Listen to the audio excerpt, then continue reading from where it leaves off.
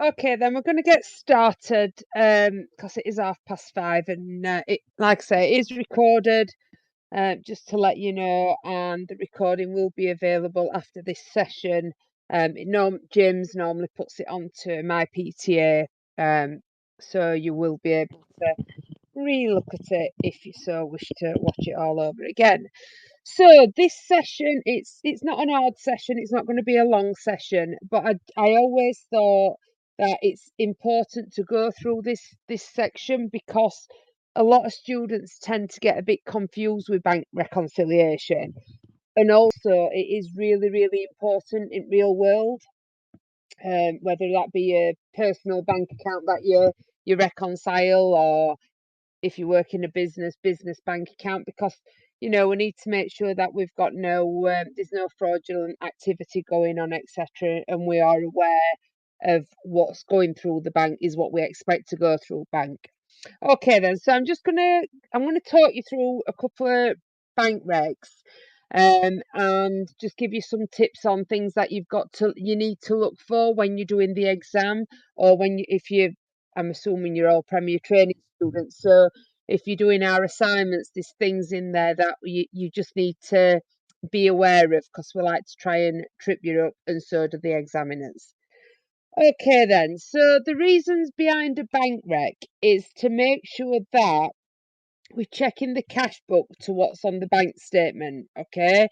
So a lot of companies nowadays will have a computerized cash book, so it's part of their software in the system. So whether you use Sage, QuickBooks, Iris, so instead of having a physical book, they will use it as an account, an online account. However, you still do the bank reconciliation the same way. Okay, so whether you've got a physical pen and paper or you're doing it online, you're still doing it exactly the same way. So what we're trying to do is we're trying to look at what our bank statement says. Does that match with our cash book? If not, why not? Okay. Is the stuff on our bank statement that's not on in our cash book? If there is, why isn't it in there? It needs to be updated, etc. Okay, so what we're doing is we're looking for what we call timing differences. Now, these are what we call uncleared lodgements, and an uncleared lodgement means that it's been entered in the cash book as a receipt, but it's not gone through the bank yet. Okay, so for instance, if you received a check today and you entered it into the bank, into the cash book, and you took that check to the bank and you got your bank statement tomorrow, it wouldn't be showing on your bank statement because they haven't got time to get it to the bank, to clear the bank, to get it into onto your bank statement and into your bank account. So that's what we mean by timing differences. It's something's happened, but there's not enough time to get it to be seen through the bank account. Unpresented checks is exactly the same. So you've wrote a check, you've sent it in post. Not that many people write checks these days, or an unpresented payment, let's call it. So, but you've made this payment, and it could be that you've done it on a transfer, a bank transfer, and it's going to take 3 days to clear. So when you look at your bank statement tomorrow, if you've done it today, there's going to be a difference because you'll have accounted for that payment, but it won't yet have gone through your bank account, so it won't have cleared your bank account. Okay. And then we're looking for basically unauthorized activity. So I had my account hacked again yesterday.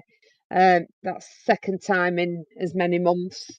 So it is quite common now. So what we're trying to do is we're trying to make sure that what we believe as a business that's going through the bank is actually going through the bank, and nothing more and nothing less. If there's transactions on there that we don't recognise, then where are they coming from? Okay, so this is the whole point of a bank rec, not just to make sure that everything balances, but to keep an eye on the business account. And especially if you've got high volumes of transactions going through, you never know if there's something in there that we don't recognise. Okay. So let's have a look then at what the steps are. The first thing we need to do is we need to make sure that our Cashbook is up to date. So what I mean by that is make sure it's as up to date as it possibly that you know about. And then if there's anything that comes through once we start checking the bank statement, then this is where we start updating the Cashbook, okay? So once you've done your Cashbook, we're then going to check the items in the Cashbook to the bank statement. So it's what we call a matching, like a matching system, okay?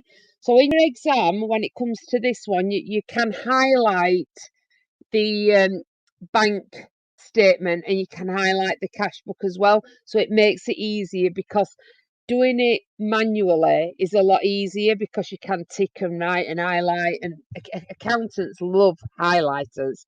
But when you're doing the exam online, people panic a bit because they're like, am I going to be able to match it? Well, you can highlight it, okay? So the AAT really have tried to think it through to make it as user friendly as possible. If you're new to doing this, you'll have plenty of practice when you come to do the AAT practice assessments. So you'll be able to see exactly what it is that you're going to be faced with in the exam. Okay, then what we're going to do is we've got any item on the bank statement that's not being shown in the Cashbook, we need to enter this into the Cashbook, okay? And I've got a note there that says take care with this, okay? And I'll explain what I mean by that as we move along. So not every item that you see on the bank statement might need entering to Cashbook, okay? But there's a reason behind that, and I'll explain it when I go on and show you an example. Okay, is everybody okay so far before I start moving on and showing you how to do one? Yeah, marvellous. Lovely jubbly. Okay then, so what I've got here is I've got a Cashbook and I've got a bank statement.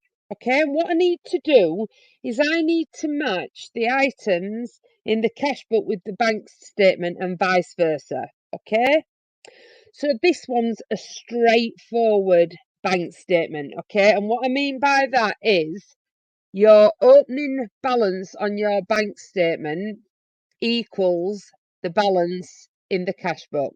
Okay, so they match. So my opening balance brought forward in my bank statement equals the balance in my Cashbook. Okay, straightforward. Then I've got a payment for wages that's come out of the bank, and I can see that that's in the Cashbook, so I'm reconciling it. Then I've got a cheque for 155, which is to do with my rent, which I'm matching it, I'm reconciling it. Then I've got a £35 for P Parker that's been paid into the bank, and I can see that's in my Cashbook, so I'm reconciling that.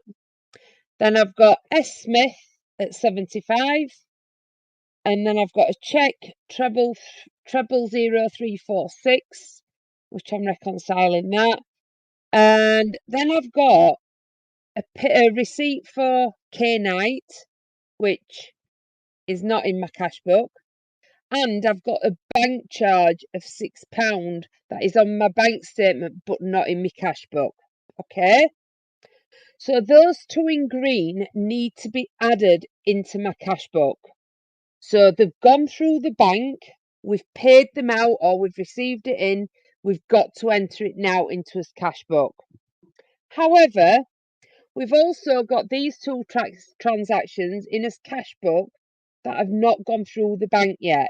Okay, and the reason for this is timing differences. Okay, the receipt for P Roberts was dated 29th of May. The last date on this statement is 27th of May, so it's happened after the statement end. The stationery is a cheque for £35. Again, a cheque won't clear in just a couple of days. It takes around 5 working days. So that one's outstanding as well. They're the items that we need to hold on to and highlight because they're the items that's going to go on as bank reconciliation. Okay. When we update the Cashbook with K9 and the bank charge, they're then reconciled because they've gone through the bank. So what we're going to do is we're going to enter the back's receipt for K9 into the cash book. Use the transaction date and not the end of the month. Okay, so use the 25th of May, the date that it says on the bank statement, and not the end of the month. Then we're going to enter in the bank charge account. Okay, so all those items except P. Roberts and the stationery are now reconciled. Okay, so the next thing we need to do is we need to balance off the cash book. We need to rebalance it. So we're going to total up the highest side first, okay, which is the debit side. That figure goes on to both sides. Now, this is important because you've got to understand how to balance off a cash book or balance off any account. Those that were here last night, I went through balancing an account. So if you didn't watch that, you can always watch it again. But really important you understand how to balance off the accounts, because the balance carried down figure and brought down are the ones that are crucial for when you do your trial balance, etc. Okay then, so if the debit side's the highest side, then the balance carried down figure has got to go on the credit side. Okay, now with this one, it could go on either side because it's a bank account. So if it becomes the carried down sides on the debit side and it's brought down on the credit side, it means that the bank is overdrawn. Okay, so if that happens in an exam, don't be shocked by it. You know, it's most people's life, that one at minute. So don't be shocked if it's on the opposite side. Don't think it's got to always be on debit. Then you've got on the first of the following month, you've got your balance brought down of 259. Okay, so what we've done now is we've checked the bank statement, we've updated the cash book with the items that are on the bank statement and not in the cash book. And now what we're going to do is we're going to move on to do the bank reconciliation. Now remember with this one, I'm just going to go back slightly to other slide. You need to use the closing balance figure, and that is the figure on the bank statement at the end of the month. Okay, now students get confused about this, so make sure it's always the figure at the end of the month, the last date on the statement. All right, so it's really important that. Okay then, so let's go back to the bank rec. So the bank statement figure is 174. Okay, it didn't balance to the cash book because the cash book balance is 259, but something's got to happen to make it get to 259.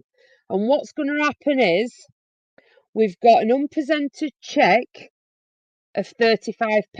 So that's the ones that weren't highlighted in the cash book. And then we've got an uncleared lodgement for 120. Okay, 174 minus the 35, add the 120, will then give you the balance as per cash book. I hope. Let me just double check that. I get paranoid. Yeah. Okay. So that is a very, very simple bank reconciliation. Really, really easy, as long as you think logically about it. Okay, so think about what it is you're updating. You're updating whatever's on the bank statement that's not in the cash book into the cash book. Okay, anybody got any questions? Joanne P is just typing. So anybody got any questions so far? You got 329. So no, 174 less the unpresented cheque of 35, add the uncleared lodgement of 120. Yeah, perfect. Okay, so the reason why I'm minusing a cheque is because that's coming out of the bank. It's going to reduce the balance. Okay, so at the minute, in my bank account is 174, which is a positive balance. But when the check's cleared and it's paid whatever it were paying, yeah, it's going to reduce my bank balance. Okay. An uncleared lodgement is money that I've put into my bank account. So things like credit customers. So a credit customer's paid me, it's going into my bank, it's going to increase my bank balance.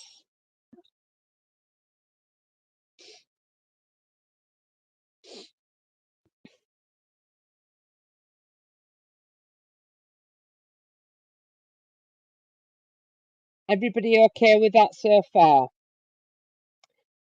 Think about it as well. Yeah, that's right. Perfect. Think about it as well. What about if the bank statement balance is overdrawn? Yeah. So you've got some minus 174. So then what you're going to do is, as long as you put in minus 174 into your calculator, add the uncleared lodgement and then the unpresented check, it would work out same way. But just be careful because it could still be overdrawn. Okay. So if you've got, say, minus 174 and then you're going to take off another 35, yeah, you've got to make sure you're doing the calculations the correct way. But if you've worked out your cash book's the one that's going to lead you to know whether you've done it correctly or not.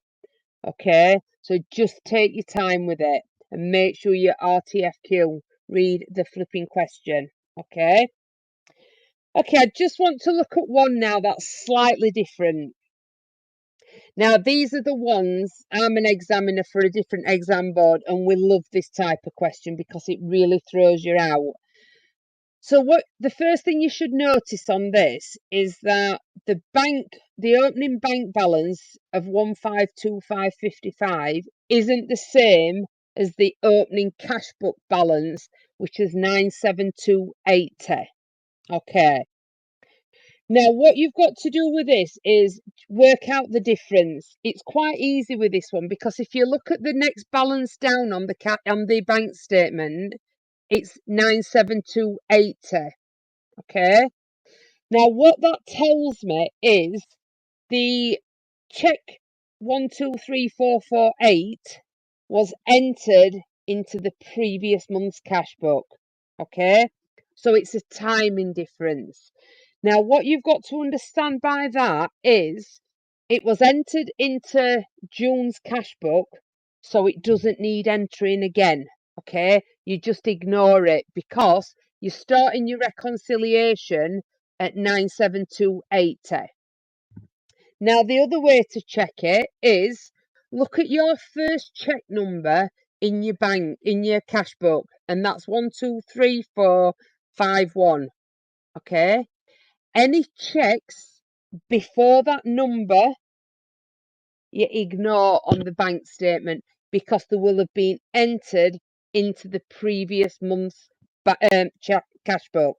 Okay, really important that because this is where a lot of students lose marks because then they go and enter in this check 123448 and it throws the cash book balance out and you can't do your bank rec.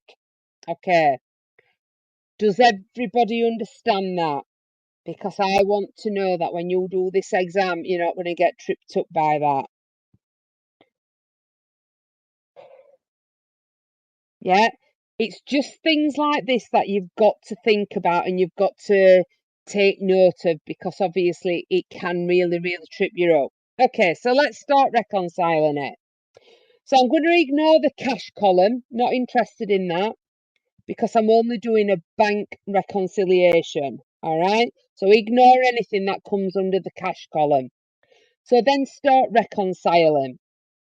Ignore that balance brought down figure because it takes into account the check of 123448. Okay, so we're going to start from this this balance. Okay, so what we're doing is we're going to match. So we've got a credit of 105.58 remember, the credit and debits on a bank statement is the opposite way around. All right. So where we've got debit as money going in, they do it the other way around in a bank. Then we've got check number 123451 250. Then we've got check number 123452. I can reconcile that. Then we've got the receipt of 17550. Reconcile that. Then we've got a 16050. Yeah. And then we've got a 27593. We can reconcile that. And then we've got this bank charge account amount of 25 that's not entered in the cash book. Okay. So what we've got to do is we've got to enter in the bank charges, and then we've got to rebalance it. So once we've entered in the bank charge, now everything on the bank statement is done. We can forget about the bank statement. What we need to do now is we need to balance off the cash book based on the new information. Okay, so again, exactly the same as before. Total up your highest side. So when you've got a 2-column cash book like this, your cash column will always be the higher on the debit side. Okay, because as I said yesterday, you can't have negative cash. All right, so you need to be able to make sure that you know that whether you're doing a petty cash book or you're doing a cash account, you'll never have a brought down figure on the credit side, because you can never have negative cash. You can have some or none. Okay, then we're going to work out the balance carried down. So the balance carried down for the cash column, 259.75, and the bank column, 120.80. Okay. Then you're going to bring that balance down on the 1st of the next month. All right. So all you've done now, you've updated the cash book and you've balanced it off. All right. But we'd got a couple of transactions that was unreconciled. So these are your timing differences again. So your uncleared lodgements is your debit side. So they're the receipts coming in. Your unpresented check is your credit side. Okay. You might have more than one transaction outstanding as a debit or a credit in exam, but this gives you the understanding of what it is you're actually looking for. Okay. So then what you're going to do is you're going to enter in your bank reconciliation. Okay. So first of all, let's just go back to the bank statement. Okay, so the closing balance is 1339.81. Okay, so that is the balance that we are looking for to start our bank reconciliation. Okay, then we're going to deduct the unpresented check of 155.60, and then we're going to add the uncleared lodgement of 95.85. This then gives us a balance of 1280.06. Now that balance matches to the bank column, the balance brought down in the cash book. Okay. Now it sounds simple, I suppose, because I'm explaining it to you. But when you're under exam pressure, it's really, really important you think about it logically. Okay. I've said to many people that accounting and bookkeeping is not difficult as long as you think about it. All right. So it's like what your bank reconciliation is really, really important in business as well, like I said earlier, because it's making sure that what we say is that's in the bank is actually what we've got in the bank, what we expect there to be in the bank. Okay. So So that's basically bank reconciliation in a nutshell. And it's weird, isn't it? Because when you look at this section in book, you're like, oh my God, what's it on about? But it really is that simple, as long as you think about it. All right. As an examiner, we put things in there to trip you up because we want to get as pass, merit, and distinction students. So I know by writing a question and having a opening cash book balance that doesn't match the opening bank statement balance, I know there's a good chance you're going to put that transaction into your cash book that's already been accounted for in previous month. Okay, it's just what we're trained to do, and it also gets you ready for real world because not everything's perfect. So it's really, really important that you understand how it works and why it works that way. Okay, so that's bank reconciliation. Has anybody got any questions on what you've covered so far this week? Anything? That's what I'm here for.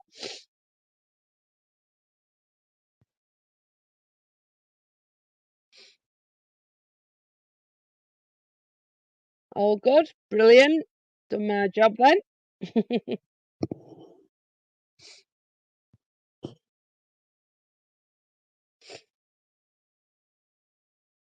Fantastic.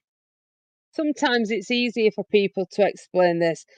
When will the video from yesterday be available? Okay, so James were at the PQ Awards. So he weren't in office yesterday because obviously they were celebrating.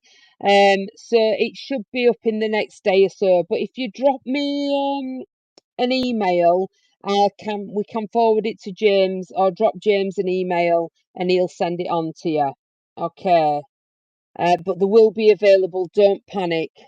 We've got one more session tomorrow, and that's with Helena, and that's suspense accounts and journals. So if you're on the bookkeeping controls unit, um, oh yeah, perfect. So James will send emails. It's not long. How long do you get for each exam? I believe it's around 2 hours, so you've got plenty of time. It's having worked through these for a long time, there is enough time to do these. But if it means that you've just got to spend a little bit more time studying, so when you go into the exam, you've got your confidence, then do that. Don't just go into exam because you're panicking about how long it's taking you to do a course or your timetable. Your course advisors at Premier are absolutely fantastic and they will work with you so you've got enough time to get your exam done. So please don't panic on that.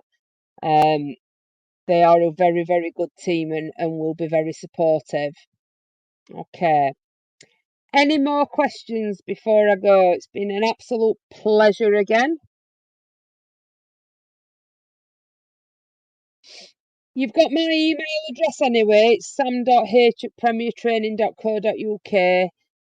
So any questions between now, it's my day off tomorrow, but Eleanor's around as well tomorrow. Please just drop us a email and we'll get back to you and help you out as much as we can. All right, it's been a pleasure. Thanks, everybody, and take care and good luck with your studies.